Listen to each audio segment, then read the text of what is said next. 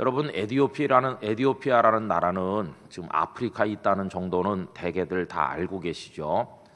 그런데 그 에디오피아 내시 한 사람이 자기 나라를 떠나서 예루살렘까지 와서 예배를 드리고 지금 돌아가는 길인데, 돌아가는 길 중간에 빌립 집사님을 만나게 되는 이야기가 오늘 본문에 나와 있는 것이죠. 여러분, 오래오래 전에 한경직 목사님께서 설교하신 그 설교집에 보면 이런 얘기가 있어요. 당신께서 에디오피아를 방문하셨대요. 그래서 에디오피아의 수도인 아디스 아바바에서 이스라엘로 오시게 됐는데, 그 한 목사님께서 아디스 아바바 공항에서 제트 비행기를 타고 이스라엘의 수도였던 베이루트까지 날아오는데 시간이 4시간 걸렸다는 것입니다. 키로수로는 1900km가 넘는 거의 2000km 정도 됐다고 합니다. 물론 그때 항공기는 지금의 항공기보다 성능이 뒤졌을 테니까 속도가 좀 늦었는지 모르겠지만 어쨌든 2000여 킬로가 되고 제트 비행기로 거의 4시간 걸렸다, 이렇게 그 목사님의 설교집에 나오는 걸 볼 수 있어요. 그러니까 이 아디스 아바바라고 딱히 말할 수는 없지만 어쨌든 그 에디오피아에서부터 예루살렘까지 이 4시가 왔다 가는데, 편도도 아니고 왕복으로 가는데 2000km 곱하기 2를 하면 4000km를 이 사람이 왔다가 되돌아간 것입니다. 아주 먼 길이라는 걸 알 수 있어요. 여러분, 고속도로로 질주하는 것도 아니고 비행기를 타고 날아가는 것도 아니고 짐승에 의지해서 타박타박 걸어서 4000km를 왕복한다고 가정을 해보십시오. 이게 얼마나 먼 길이겠습니까? 그래서 아마도 성경에 기록된 인물 가운데 예배하러 가는 길이 가장 멀었던 사람, 그러면 에디오피아 내시를 이야기할 수 있을 것입니다. 그 거리라고 하는 것이, 그 거리를 뛰어넘어서 예배하러 간다는 그 모습이 그의 마음이 얼마나 간절한가, 하나님을 향해 얼마나 간절한, 이걸 우리들에게 보여주고 있다는 것입니다. 그 다음에 그 길은 그가 달리온 길이 아니었어요. 예루살렘에서 고위층 인사를 만나서 회담을 하거나 어떤 사업상의 거래를 위해서 온 게 아니라 오로지 한 가지, 예배하기 위해서 온 길이었어요. 예배하기 위해서. 여러분, 이 사람이 예배에 기울인 그 집념과 열정, 우리가 배우게 되기를 원합니다. 예배를 얼마나 소중하게 여기면 이 사람이 평생 한 번 왔다 가는 것일는지 모르겠지만 내가 반드시 예루살렘에 가서 여호와 하나님을 찬양하고 오겠다, 이 마음이 얼마나 대단합니까? 그러면 그가 왜 자기 나라에서 가난한 사람도 아니고 멸시받는 사람도 아니고 신분이 높아서 여왕의 모든 국고 재정을 통째로 맡아 관리하는 엄청난 권한을 가진 사람임에도 불구하고 예루살렘까지 왜 왔다 가는 것일까요? 그것은 그의 영혼에 채워지지 않는 자리가 있기 때문인 것입니다. 권력으로도 채워지지 않고 국고를 맡았으니 엄청난 재정을 손으로 만지는 사람인데 돈으로도 채워지지 않는, 높은 신분도 그에게 채워주지 못하는 그 뭔가가 있어서 여호와 하나님이 아니면 안 된다고 생각을 하고 예루살렘까지 왔다 가는 것입니다. 여러분, 우리가 교회에 와서 하나님 앞에 예배를 드리는 것은 가지 않아도 되지만 그저 갔다 오면 조금 좋을 거라는 생각으로 와서는 안 될 것입니다. 하나님 아버지, 당신께서 제 영혼을 채우지 않으면 세상의 그 무엇도 저를 채울 수가 없습니다. 목마른 저를 시원케 해주시고 배고픈 저에게 먹을 걸 주시고 굶주린 저의 영혼을 하나님의 은혜와 사랑으로 채워주시옵소서. 그런 간절한 마음을 가지고 하나님의 집에 나와야 될 것입니다. 여러분, 그렇게 나와서 예배를 해야 기도를 누가 드릴 때 주님, 저 기도가 바로 제 기도입니다, 그러면서 간절하게 아멘 할 것이고, 찬송을 부를 때 이 찬송가 가사를 지은 분이 100년 전, 150년 전에 살았던 분이지만 주님, 이 찬송가 가사가 바로 오늘 저의 찬미이며 저의 기도입니다, 그러면서 그 찬송을 부를 것이고, 그리고 그 말씀을 들을 때 오늘 나를 위해 준비하신 말씀으로 그렇게 받아들일 수 있을 게 아니겠습니까?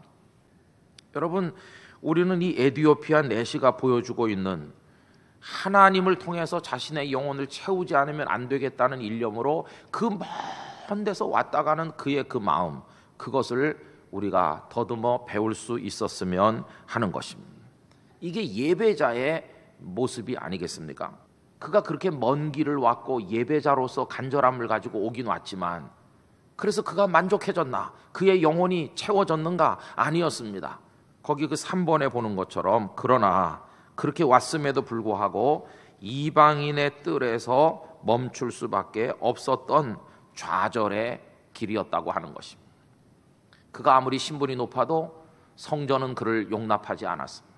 여러분들이 이미 알고 계신 것처럼 예루살렘 성전은 맨 바깥에 이방인들이 가는 뜰이 있고, 그 안에 유대인 여자들이 가는 뜰이 있고, 그 안에 유대인 남자들이 들어가고, 그 안에 제사장 레위인이 들어가는 곳이 있었습니다.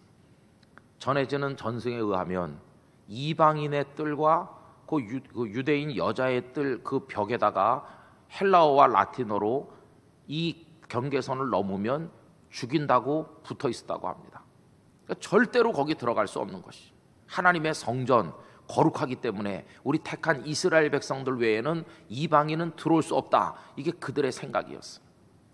그러니 여러분, 그 먼 길 2000여 킬로를 걸어서 짐승에 의지해서 거기까지 왔건만, 거기서 거절당할 때 당신은 거기까지입니다, 여기 한 발도 들여놓을 수 없습니다, 거기서 예배하려면 하시오, 이렇게 냉대당할 때 그가 얼마나 고통받겠습니까?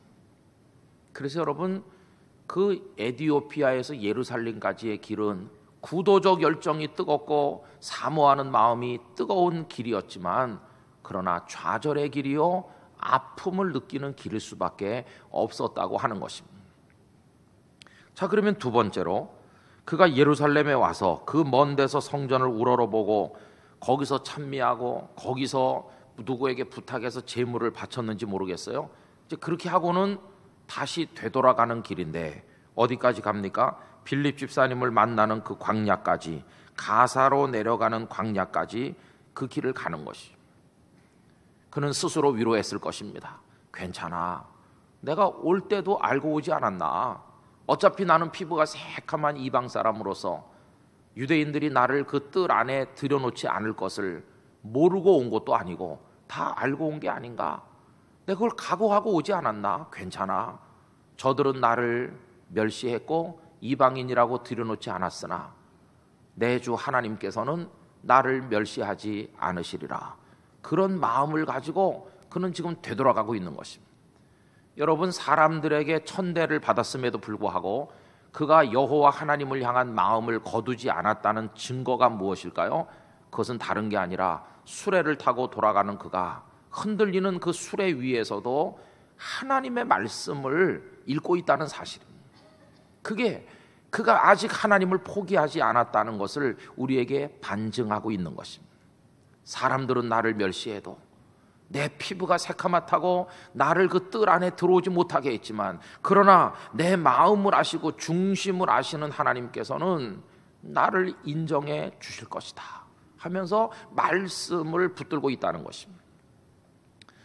여러분, 그 말씀이 그렇게 귀한 때, 인쇄소에서 찍어내는 때도 아니고 파피루스나 아니면 양피 가죽에다가 옮겨 써서 그 값어치가 넘청나게 비싸던 그때 그가 성경을 소유하고 있다는 것은 그가 얼마나 하나님께 집념을 가진 사람인가를 보여줍니다. 아마 막대한 돈을 투자해서 그걸 사서 모았을 것입니다. 물론 그것은 히브리어로 된 성경은 아니었을 것입니다. 지난번에 김정은 교수님을 통해서 여러분들이 들으신 70인경 성경이었을 것입니다. 그래서 헬라어로 번역된 아마 그 성경을 그가 샀을 것입니다. 그런 성경이 있다는 정보를 들었을 때 만금을 투자해가지고 그 성경을 사들였을 것입니다. 재력이 있으니까, 힘이 있으니까. 그리고 그것을 지금 가지고 읽는 중입니다. 모르긴 몰라도 그가 에디오피아를 출발할 때 그 성경을 수레에 싣고 오지 않았나. 오면서도 그 말씀을 읽고, 지금 사람들에게 거절당하고 돌아가면서도 하나님의 성전을 먼 발치에서라도 본 것으로 만족하고 다시 또 말씀을 읽으면서 내려가는 그의 모습이 우리에게 얼마나 귀한 걸 가르쳐 줍니까? 여러분, 사람에게 냉대당한다고 해서 믿음을 포기하면 안 됩니다. 사람은 나를 알아주지 않고 교회는 나를 배척한다 할지라도 하나님은 나를 알아주실 것이다. 이 사람은 유대 종교가, 거기 성전을 관리하고 지키는 사람들이 당신은 이 뜰에 들어올 수 없다 이렇게 그를 배척했음에도 불구하고, 사람에게 배척당했지만, 그래서 상처를 받았지만, 그러나 하나님을 포기하지는 않았다는 것이, 그는 여전히 지금 하나님의 말씀을 읽으면서 돌아가고 있다는 것이, 여러분, 중요한 것이 하나님과 나의 관계입니까? 사람과 나의 관계입니까? 사람과 나의 관계는 깨지고 또 깨지고 또 망가지고 또 망가져도 하나님 아버지와 나의 관계가 건강하다면 그것으로 충분한 거 아니겠어요? 그래서 여러분, 아무리 환경이 어렵고 사람들에게 섭섭한 일을 당하고 그래도 하나님을 향하는 여러분들의 마음을 결코 내려놓아서는 안 될 줄로 믿습니다. 그래서 그는 또 말씀을 보는 거예요. 하나님, 성전에서 저를 받아주지 않았습니다. 그래도 괜찮습니다. 저는 이 하나님의 말씀을 제가 읽을 수 있으니 이 말씀 속에서 제가 하나님을 뵙게 하여 주시옵소서. 그러면서 내려가는 겁니다. 더더욱 그의 마음이 갸륵한 것은요, 읽고 있는 것을 이해도 하지 못하는 것입니다. 이사야서 53장에 나오는 예수님의 고난, 그가 찔림은 우리의 죄악을 인함이라고 하는 그 이하의 쭉 말씀, 우리의 허물과 죄악 때문에 맞으시고 털 깎는 자 앞에 끌려가셔서 잠잠한 어린 양같이 그 쭉 말씀을 읽지만, 이 고난당하는 사람이 선지자 자신을 가리키는 건지 아니면 어떤 다른 타인을 가리키는 건지 이해를 못하지만 말씀을 손에서 놓지 않고 있잖아요. 여러분, 읽어도 모르겠다고 하면서 성경을 덮어버리시면 안 돼요.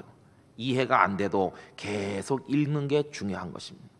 계속 읽었더니 하나님께서 그를 귀히 여기사 그 깨닫지 못하는 말씀을 지도해 줄 빌립을 거기 기다리게 하지 않으셨습니까? 우리가 말씀을 손에 놓지 않고 사모하면 어떤 시간 어떤 방법을 통해서든지 하나님께서는 말씀을 보는 눈이 열리도록 은혜를 주실 것입니다. 그래서 말씀을 계속 붙들어야 되는 것입니다. 그래서 여러분, 네 번째로 가보십시오. 광야에서 드디어 빌립 집사님을 만났습니다.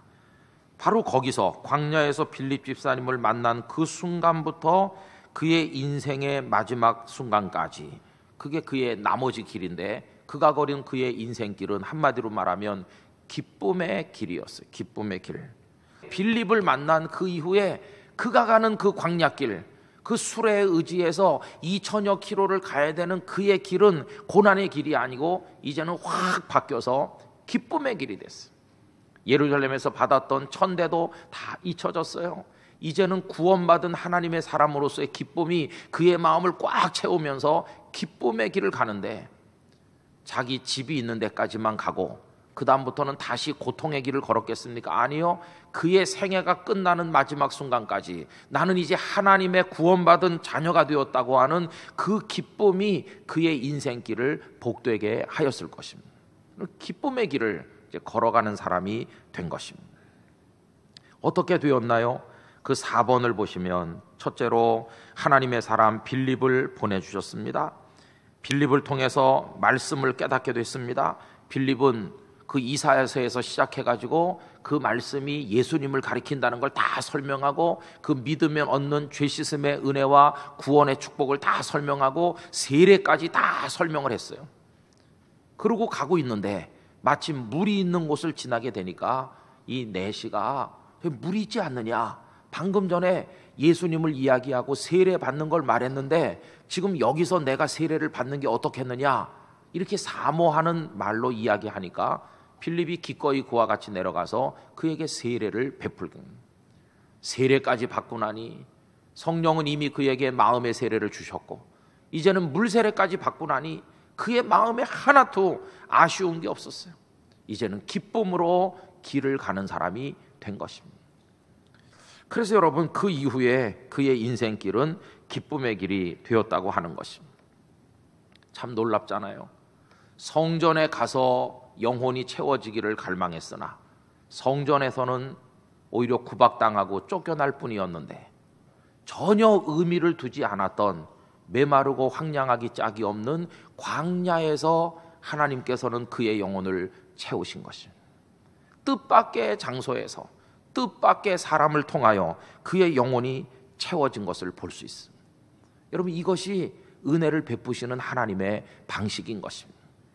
내가 생각지 못한 곳에서, 내가 생각지 못한 상황을 통하여, 내가 기대하지 못한 시간에 하나님께서 우리에게 은혜를 주실 때가 있을 것입니다. 깊이 좌절하고 있을 때, 은혜 받을 거라고 기대하지 않은 날, 하나님께서 나를 위해 빌립 같은 사람을 보내주기도 하고 영을 열어주시기도 할 때 놀라운 은혜를 경험하게 되는데, 우리 교우님들에게도 그런 하나님의 손길이 풍성하게 임하시기를 기원하는 것입니다. 그래서 마지막 5번으로 내려가 보세요. 이제 그는 기쁘게 걷는 인생이 되었습니다. 저는 우리들도 우리의 인생길을 기쁨으로 걸어가게 되기를 원합니다. 어떻게 그렇게 되었나요? 첫째, 사람이 아닌 예수 그리스도를 통하여 기쁨의 길을 걷게 됐습니다. 예루살렘의 대제사장들, 예루살렘의 지체 높은 사람들, 그 많은 유대인들, 그 어떤 사람도 그에게 기쁨을 주지 않았습니다. 그러나 예수 그리스도께서는 그에게 기쁨을 주셨습니다. 오늘 우리도 마찬가지입니다. 어떤 사람이나 세상의 그 무엇으로 우리의 영혼을 채울 수는 없을 것입니다. 오직 예수 그리스도만이 우리의 심령을 채우시고 인생길을, 고단한 길을 기쁨으로 걸어갈 수 있도록 만들어주시는 분인 줄로 믿습니다. 두 번째로, 그는 종교가 아닌 신앙을 통해서 기쁨의 길을 걸어가게 되었다고 하는 것입니다. 여러분, 유대교라고 하는 종교는 예루살렘에 버티고 있었습니다. 예루살렘 성전이 유대교를 상징하고 있었습니다. 거기 가야 하나님을 믿을 수 있다고 생각했습니다. 그러나 거기서 그는 영혼을 채울 수 없었습니다. 유대교는 그의 영혼을 채워주지 않았습니다. 그러나 그는 뜻밖의 장소, 광야로 내려가는, 가사로 내려가는 그 광야길, 거기서 믿음의 눈을 뜨게 됐습니다. 유대교라고 하는 종교가 성전 건물이 영혼을 채워주는 게 아니라 내 마음속에 열리는 믿음의 고백이, 그 신앙이 내 영혼을 채워주는구나, 그걸 그가 깨닫게 된 것입니다. 그는 화려한 옷을 걸친 대제사장을 통해서 이 기쁨에 도달한 것이 아니라 70km를 사마리아로부터 거기까지 걸어 내려온 빌립이라는 남루한 옷을 걸친 한 남자를 통해서 영의 눈이 열리게 된 것입니다.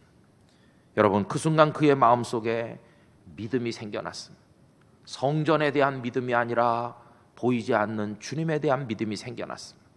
성전에서 행해지는 종교 예식에 대한 믿음이 아니라 십자가와 부활을 통해서 흘려주신 주님의 구원의 은총에 대한 믿음이 그의 마음속에 생겨남으로 인해서 그는 기쁨의 길을 가는 사람이 된 것이었습니다. 여러분, 우리도 마찬가지일 것입니다. 이 예배당 건물, 이 장소가 우리를 구원하는 것이 아니라, 우리가 가진 어떤 종교적인 행위를 통해서 우리가 은혜를 얻는 것이 아니라 주님을 향한 우리의 믿음을 통하여, 신앙을 통하여 주께서 우리에게 기쁨의 인생을 걷도록 하실 것입니다. 세 번째는 장소가 아닌 동행을 통하여 그는 기쁨의 삶을 살게 됐습니다. 여러분, 그가 에티오피아 자기 집으로 돌아간 다음에 그 이듬해 또다시 왔다 갈 필요가 있을까요? 또 4,000km를 왕복할 필요가 있을까요? 아닙니다. 이제는 더 이상 올 필요가 없습니다. 왜?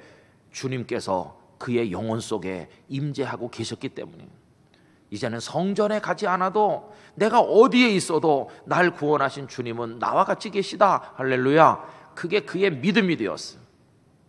이제는 성전 안에, 성전 근처에 머물러 있기 때문에 은혜가 되는 것이 아니라, 그 궁궐에서 왔다 갔다 해도, 왕 앞에 있어도, 자기 집에 내려가도, 에티오피아 길거리 어디를 다녀도, 어떤 피부가 시커먼 자기 동족들을 만나도, 어디에 있어도 그는 함께 하시는 그리스도와 더불어 기쁨의 길을 걸어가는 사람이 되었다고 하는 것입니다.